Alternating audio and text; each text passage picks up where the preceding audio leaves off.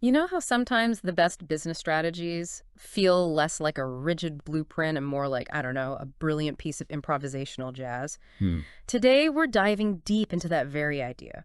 We've been looking at Leonard L. Riskin's review of Michael Wheeler's The Art of Negotiation, and the core message that really jumped out of us is this. In today's unpredictable world, strategic improvisation isn't just a nice to have. Right. It's absolutely essential for getting the outcomes you're aiming for. Precisely. It's not about just making things up as you go along, though. What Wheeler articulates and Riskin unpacks so well is a really thoughtful kind of adaptability. It's about being deeply prepared, yes, but also being ready to really listen, to shift your approach and to creatively shape what happens, Okay. especially when things don't go according to plan, which, as we all know, is pretty much always. Yeah, that's fair. Think of it like a chef who's mastered all the classic techniques, but can also whip up something incredible using unexpected ingredients based on what's on hand and what the diners are in the mood for. I love that analogy. So our goal in this deep dive is to pull out the crucial insights from this perspective on strategic improvisation and give you some concrete ways to apply them. Yep. We've identified 7 key areas that we're going to explore, almost like a toolkit for navigating the unexpected. Okay. First up, we're looking at why those trusty old rigid models might not be as foolproof as we think. Second, we'll get into the power of the yes and principle in action. Right. Third, we'll explore tuning in. The strategic value of awareness, that's where the real subtleties often lie, isn't it? Absolutely. Fourth, we'll tackle dynamic adaptation, learning, reacting, and influencing as an ongoing process. We're sure. Fifth, we'll examine the cost of inflexibility with some real-world examples. Sixth, we'll discuss blending approaches, moving beyond a one-size-fits-all mentality. Yeah. And finally, seventh, focus on cultivating the mindset that makes all of this strategic improvisation possible. Okay, let's unpack this, starting with why relying too heavily on those rigid models can actually hold you back. You're right. Those traditional models in strategy and negotiation, they give us a starting point, a foundation. They provide structure. But the crucial insight here is that they often assume a level of stability and predictability that just doesn't exist in today's business environment. Right, it's constantly changing. Exactly. What Wheeler's work through Riskin's lens really brings to the forefront is that we're operating in a world of constant change with ambiguity around every corner and competitors and partners who don't always play by the expected rules. So if we recognize that these models have their limits, what's the upside for us? What do we gain? Oh, the benefits are significant. First, it dramatically enhances your adaptability. When you understand that no single model is going to perfectly fit every situation, you become much more agile. Okay. You're ready to tweak your plan, to pivot when needed, to be like a flexible reed bending in the wind instead of a rigid statue that breaks. Nice visual. Second, it fuels creativity. Recognizing the boundaries of established frameworks forces you to think outside the box, to come up with innovative solutions you might not have considered within those structures. Right, you're not constrained. And third, it leads to better problem solving. By not being locked into a specific way of seeing things, you're more likely to spot the nuances of a problem and identify more effective, perhaps unconventional, ways to solve it. That makes perfect sense. Now, what about the flip side? Yeah. What are the dangers of sticking too closely to those rigid plans, of not acknowledging their limitations? The consequences can be quite costly. One major issue is simply missing opportunities. If you're so laser-focused on following a preset plan or a specific model, you might completely overlook advantageous alternatives or crucial shifts happening around you. Like tunnel vision. Exactly. Riskin's review highlights the story of Arvind Gupta's partner, who lost a real estate deal by sticking stubbornly to a low initial offer based on a standard tactic, totally failing to grasp the seller's real motivations and the bigger picture, the core insight. Sometimes the best opportunities lie outside the lines of your carefully drawn plan. Wow. Another consequence is simply ineffective strategies. Trying to apply a static model to a constantly moving target is like trying to navigate a rapidly flowing river with a map that never updates. Yeah. You're likely to get stuck. Yeah, you'll end up lost. And finally, it can really damage relationships. Overly rigid approaches can be perceived as being uncooperative, like you're not listening to or considering the other party's needs, which can erode trust and sabotage crucial business connections. Okay, so it's not just about the deal, it's about the relationship too. Definitely. So are there companies out there that are already wise to this and operating with a more adaptable approach in the US, maybe? Absolutely. Think about scenario planning, something companies like Shell have been using for decades. Right. Instead of just one forecast, they imagine multiple possible futures and develop flexible strategies to deal with each one. That's a clear acknowledgement that the future isn't a single predictable path. Mm-hmm. Makes sense. Then look at the rise of agile methodologies in the tech world, with companies like Google and Netflix. Their iterative development process, constant feedback loops, and willingness to adapt on the fly are the complete opposite of rigid long-term plans. Yeah, agile is everywhere now. And let's not forget contingency planning. Most major corporations have detailed plans for various crises, recognizing that their initial strategies might be disrupted and requiring flexible responses. Okay, so preparedness, but with flexibility built in. Precisely. Those are great examples. What about the companies that haven't quite grasped this yet? What kind of mistakes do they tend to make? Well, the classic examples really illustrate the point powerfully. Kodak's incredibly slow and ultimately fatal reaction to the digital photography revolution is a stark reminder of the dangers of clinging too tightly to a successful but ultimately outdated business model. Oh yeah, Kodak. A cautionary tale. The core insight: clinging to the past, no matter how successful it was, can be a death sentence in a dynamic market. Huh. Similarly, Blockbuster's resistance to the rise of streaming services, their insistence on sticking with their brick-and-mortar rental model, ultimately led to their downfall. Right. They missed the boat entirely. You also see companies making massive investments based on a single, inflexible market forecast and then suffering huge losses when reality doesn't align with that narrow prediction.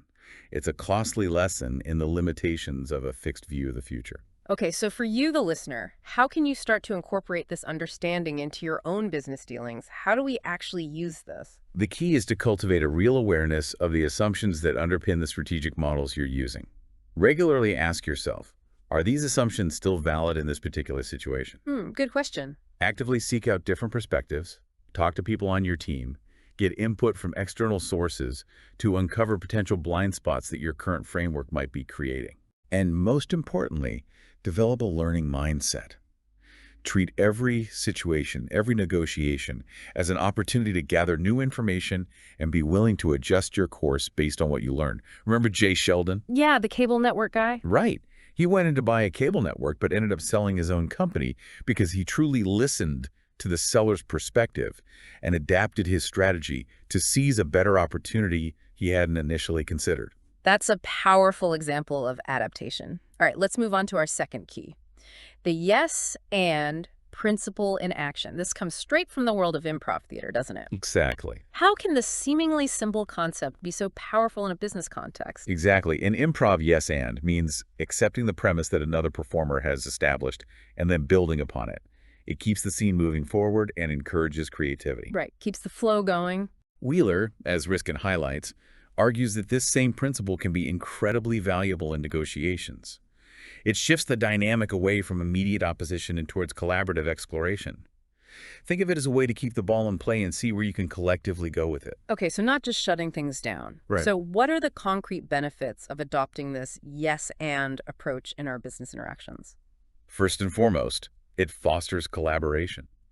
By acknowledging and building on others' ideas, even if they aren't exactly what you had in mind, you create a much more cooperative environment.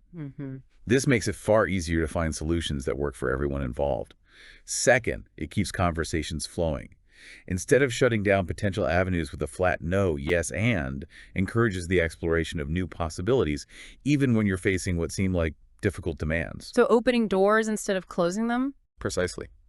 And third, it builds rapport.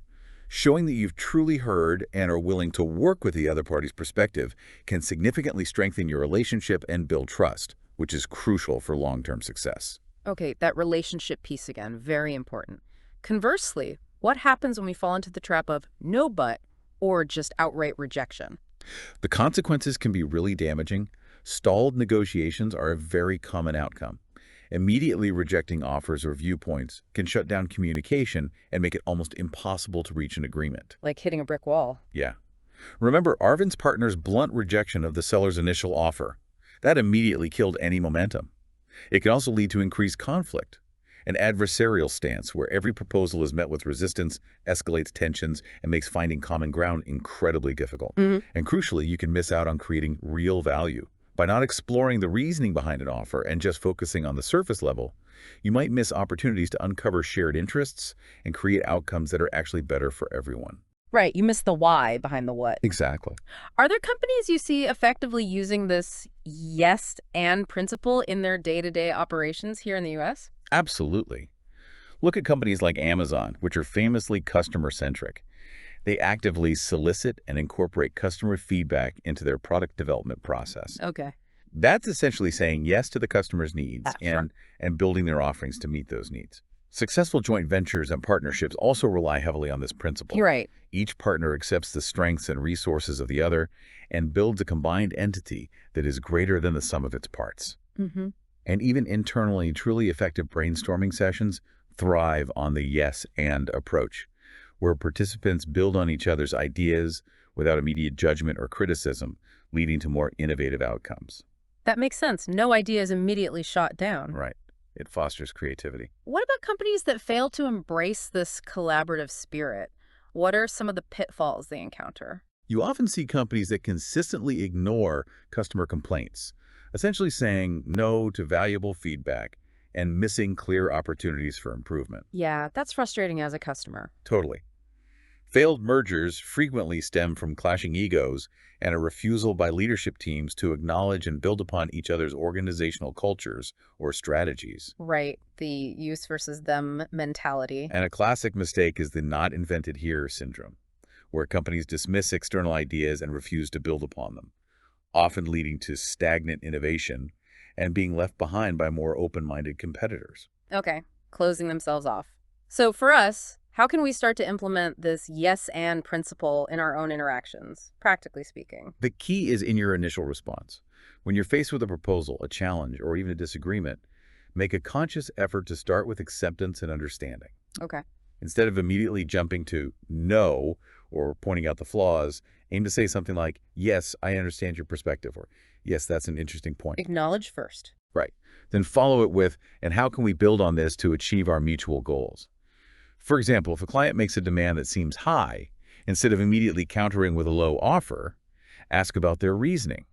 Acknowledge the gap between your positions as a shared problem you can solve together.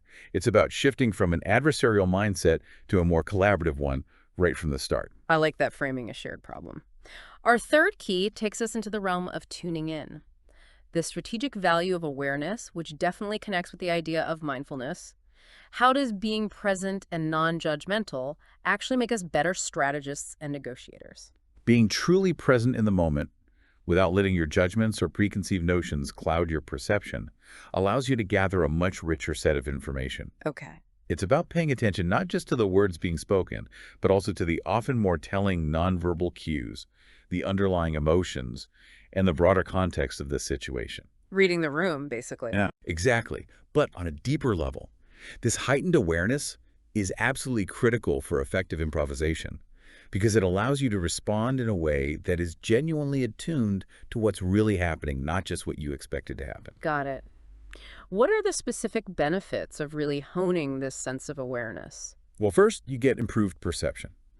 Mindfulness allows you to notice those subtle verbal and nonverbal signals from your counterparts and the surrounding environment that you might otherwise completely miss. The little thing. Exactly. Second, it leads to reduced bias. By observing without immediate judgment, you're less likely to be swayed by your own preconceived notions or emotional reactions, allowing for a more objective assessment of the situation. Okay, seeing things more clearly. And third, it fosters better decision-making.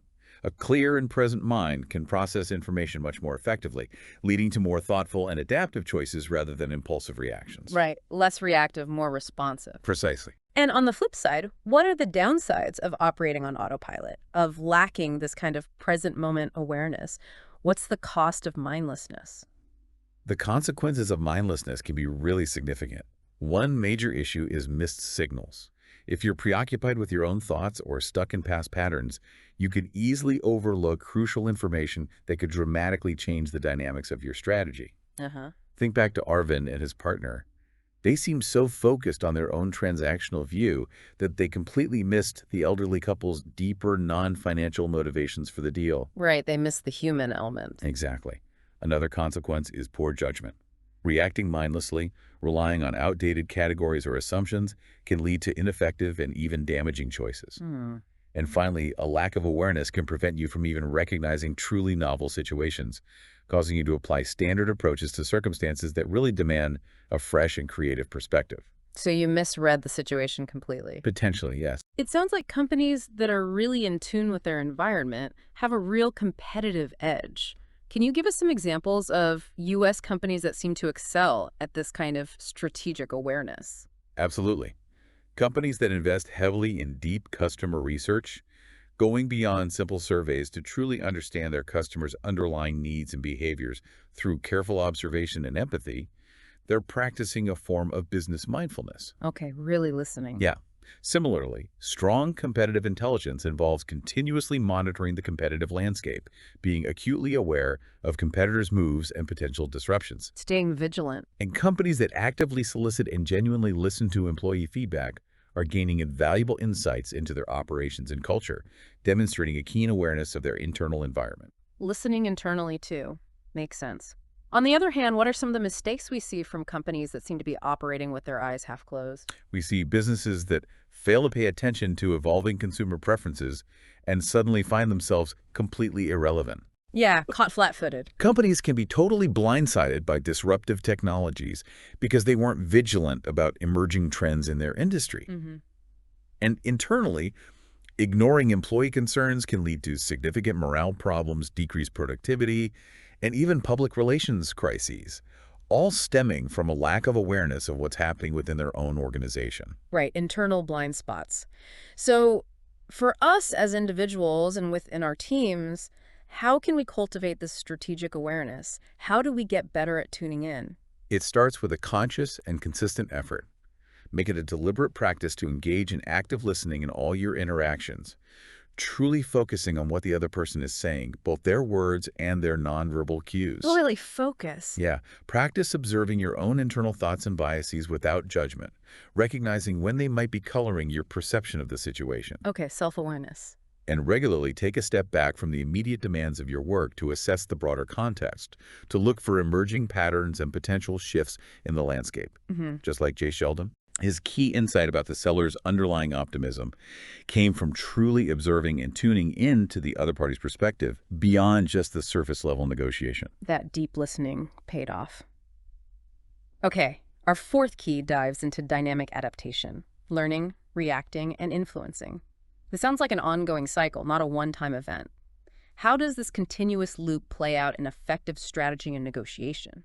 That's exactly right. It's a continuous iterative process.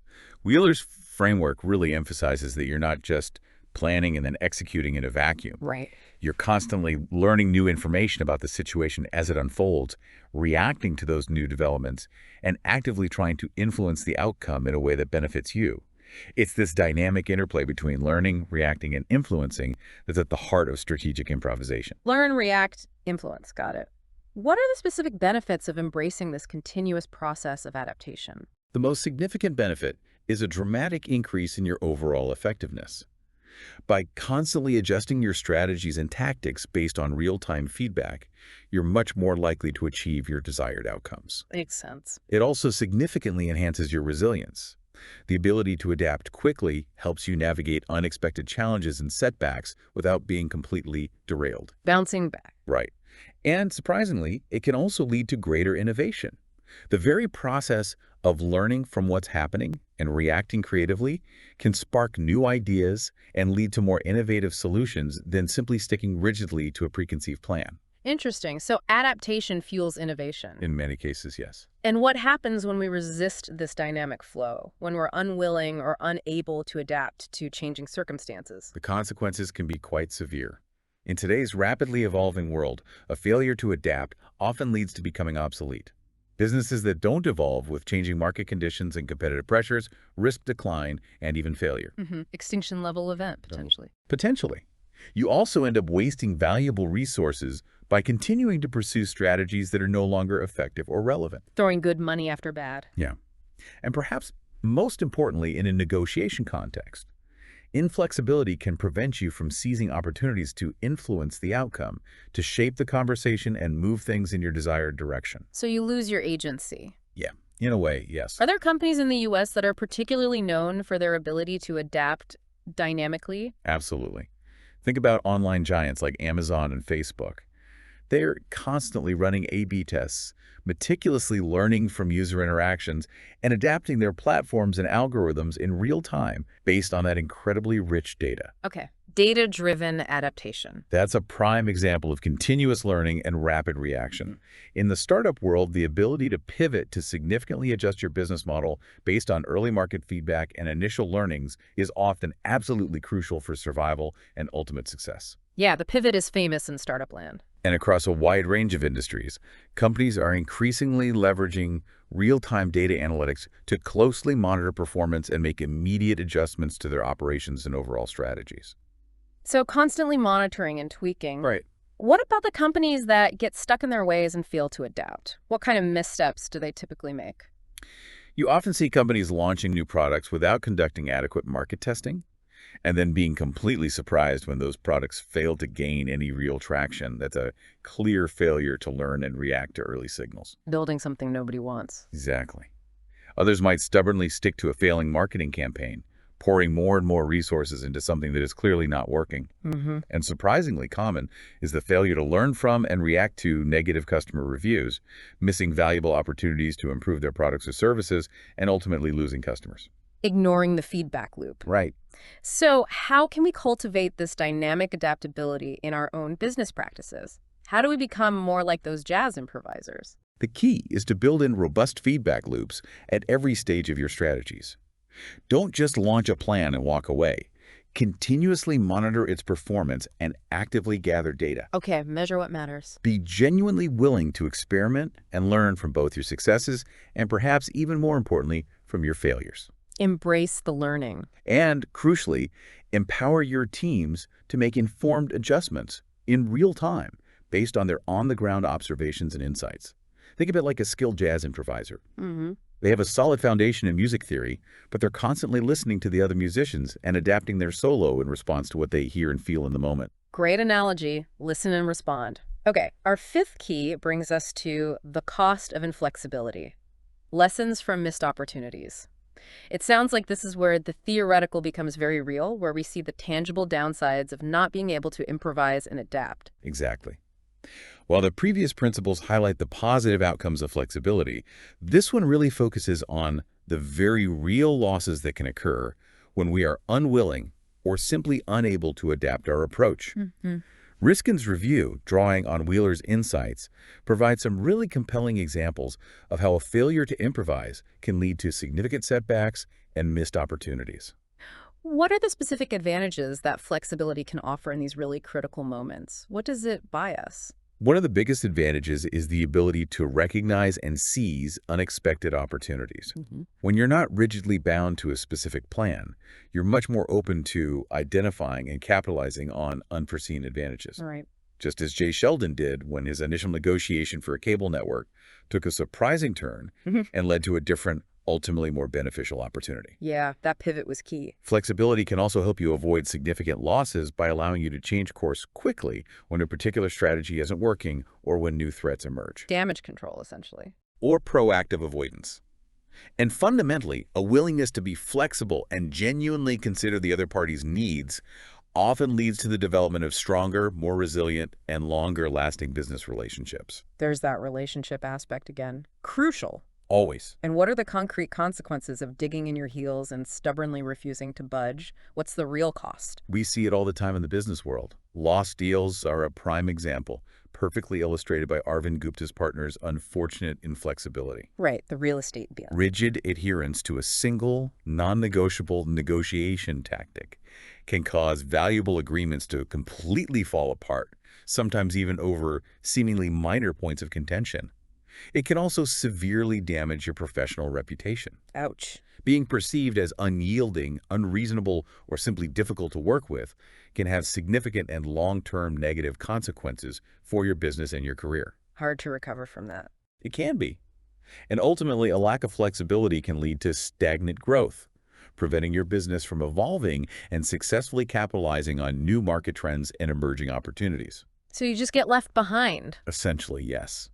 Are there companies in the U.S. that are particularly known for their flexible approach in their business dealings? Yes, absolutely. Companies that offer highly customized solutions, carefully tailoring their products or services to meet the very specific and often evolving needs of their clients, demonstrate a really significant degree of flexibility. Meeting the customer where they are. Exactly. Yeah. Businesses that are generally willing to negotiate terms and conditions, rather than presenting rigid take-it-or-leave-it offers, also clearly show their adaptability. Right, not just boilerplate contracts. And a willingness to explore different types of collaborations and partnerships, rather than adhering to a single predetermined model for growth, clearly indicates a flexible and open-minded approach to business. Okay, open to different ways of working together. What about the companies that seem to really struggle with this? The ones that end up paying a real price for their inflexibility? You often see companies that lose valuable customers over relatively minor points of contention simply because they weren't willing to compromise or find a mutually agreeable solution. Winning the battle, losing the war? Something like that. Others might fail to adapt their existing contracts to changing circumstances, leading to disputes and ultimately broken relationships. And many businesses miss out on serving potentially lucrative niche markets or building stronger customer loyalty simply because they are unwilling to deviate from their standardized product offerings or internal processes to accommodate unique customer requests. Yeah, that rigidity costs them potential growth. Definitely. So what's the key takeaway here? How can we avoid the trap of inflexibility and really capitalize on the clear benefits of adaptability? The fundamental key is to cultivate a truly open mindset. Be open to actively considering unconventional solutions and be willing to deviate from your initial plan if a better, more promising opportunity presents itself. Stay open. Always prioritize your overarching goals rather than becoming overly fixated on specific tactics or demands. See the big picture. And crucially, practice and cultivate empathy, really trying to understand the underlying needs and constraints of all the other parties involved in this situation. This deeper understanding will often reveal opportunities for creative and flexible solutions that might not be apparent from a purely rigid or self-focused perspective. Empathy as a strategic tool. Interesting. Okay, our sixth key shifts our focus to blending approaches beyond a one-size-fits-all strategy. It sounds like we need to be more sophisticated in how we think about strategy and negotiation, not just relying on a single playbook. Absolutely. Riskin's review touches on the fact that there are various well-established models for negotiation and overall strategy, Right. such as interest-based bargaining, which focuses on understanding underlying needs, and positional bargaining, which focuses on stated demands. Okay, the classic ones. Wheeler's significant contribution, as highlighted in the review, is the idea that true mastery in negotiation and strategy comes from not just understanding these different approaches, but also knowing when and how to strategically improvise by skillfully combining elements from several of them. So it's not either, it's both hand. Exactly. It's about having a bigger toolkit and knowing which tool or combination of tools to use when.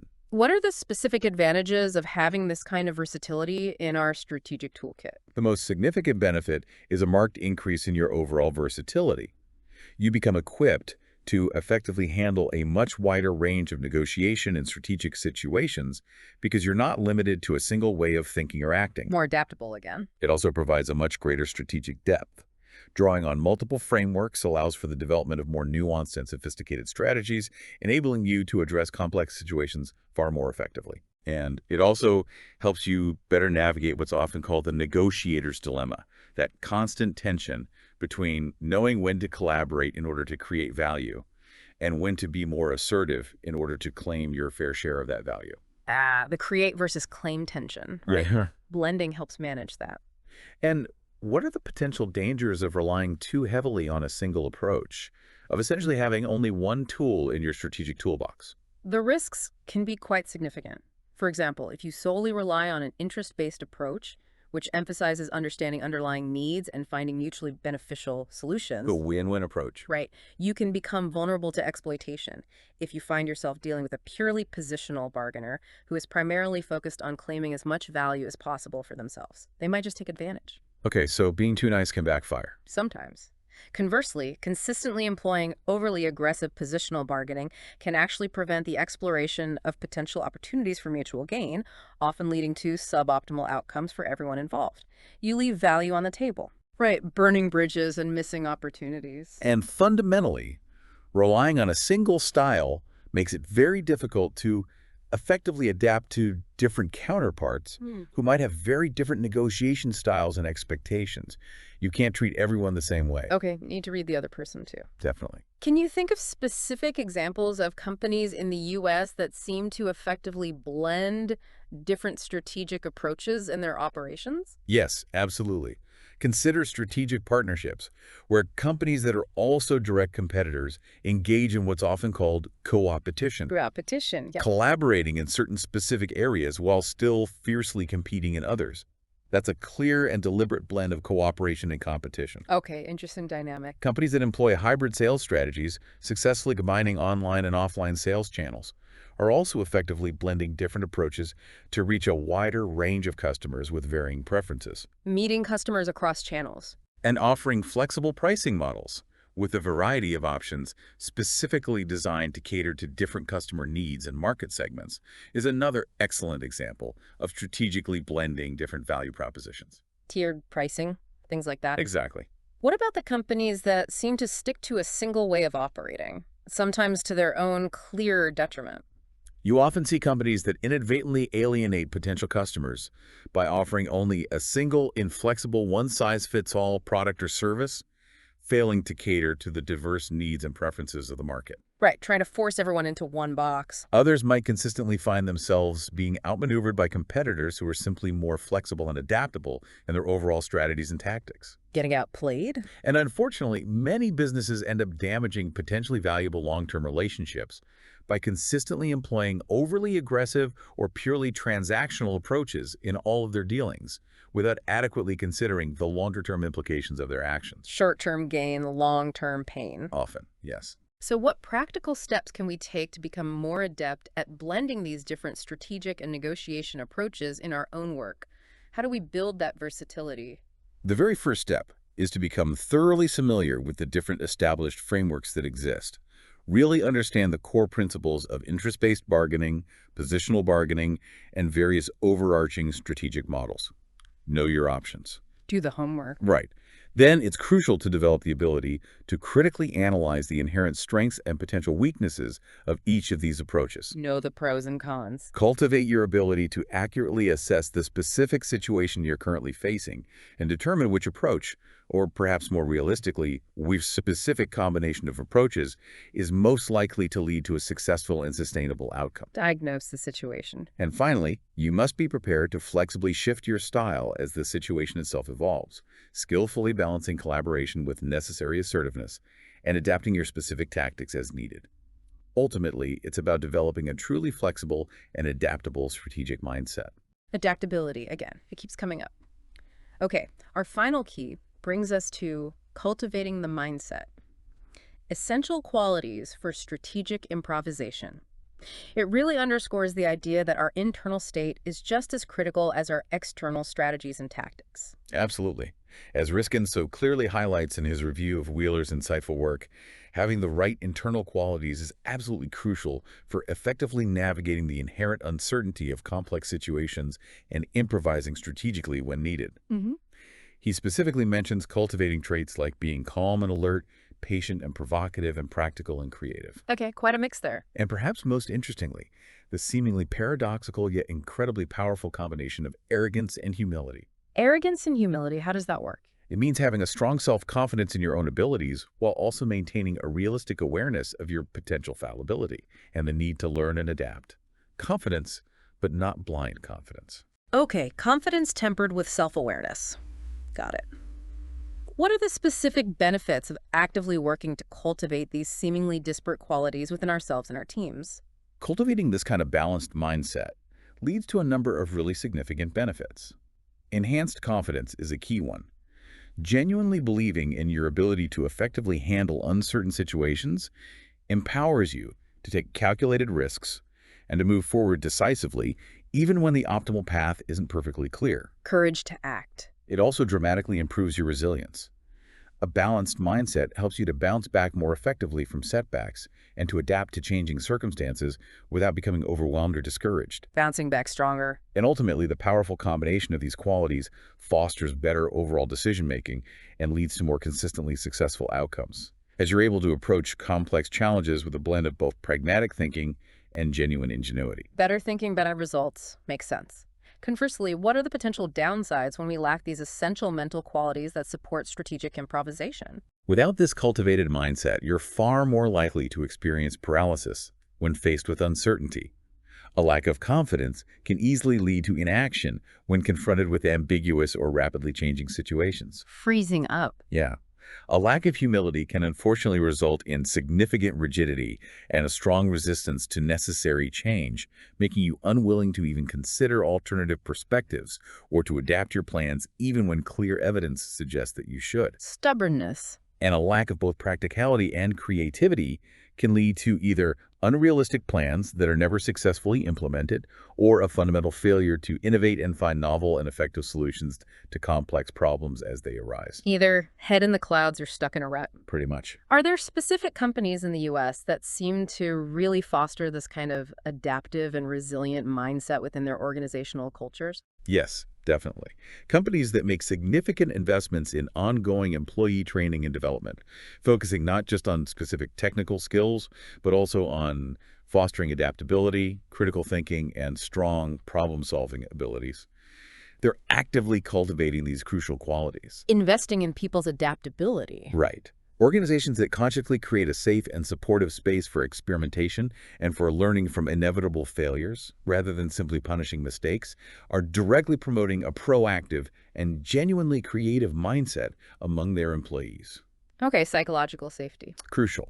And companies that actively work to build truly diverse and inclusive teams naturally bring together a wider range of perspectives and approaches, which inherently fosters greater adaptability and creativity within the organization. Diversity of thought. Exactly. What about the companies that don't seem to prioritize this kind of internal development? What are some of the common consequences they often face? You very often see a palpable culture of fear of failure within these organizations, which unfortunately stifles experimentation and risk-taking, ultimately hindering innovation and long-term growth. People are afraid to try new things.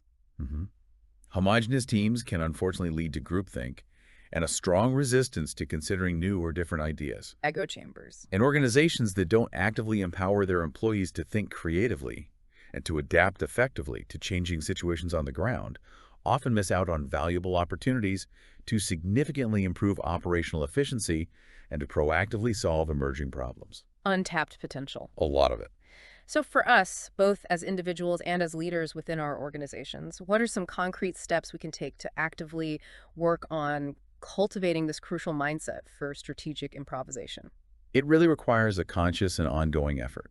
Actively work on developing your own mental agility practice, thinking flexibly and deliberately, considering different perspectives, even those that initially seem counterintuitive. Train your brain. Embrace uncertainty, not as a threat to be avoided, but rather as a valuable opportunity for learning and for personal and professional growth. Reframe uncertainty. Cultivate a strong sense of self-awareness to better understand your own inherent biases and limitations. Know thyself. And within your teams, intentionally encourage a culture of intellectual humility, where respectfully questioning assumptions is not only tolerated but actively valued, and diverse viewpoints are consistently and thoughtfully sought out and carefully considered. Build that culture of learning. Absolutely. So there you have it. 7 really powerful principles drawn from the art of negotiation and the power of improvisation, offering us a fresh and highly relevant lens through which to view strategy and decision-making in our increasingly unpredictable and complex business world. A great set of tools. Just to quickly recap, the core ideas we've explored today revolve around recognizing the inherent limits of rigid thinking, fully embracing the collaborative power of yes and, cultivating a heightened sense of strategic awareness, adapting dynamically to constant change, learning valuable lessons from the often high cost of inflexibility, strategically blending different approaches to be more versatile, and finally, nurturing the essential mindset that makes true strategic improvisation even possible. And that perfectly brings us to the title of this deep dive. Curious, 7 keys to yes and your way to negotiation success. Indeed. Thank you so much for joining us for this deep dive into the fascinating world of strategic improvisation. And just a final thought for you to really consider and perhaps explore further on your own. Okay. Think specifically about how consciously and deliberately adopting even just one of these 7 key principles could fundamentally shift your approach and ultimately impact the outcomes of your next significant negotiation or critical strategic decision. That's a powerful challenge. Until our next deep dive, keep questioning, keep learning, and keep exploring those unexpected possibilities.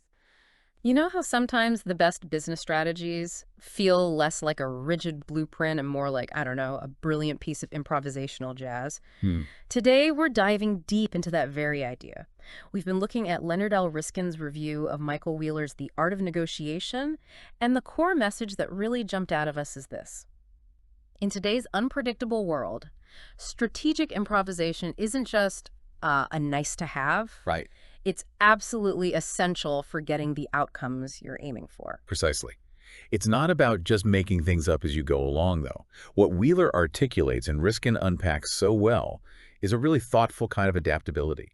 It's about being deeply prepared, yes, but also being ready to really listen, to shift your approach and to creatively shape what happens. Okay.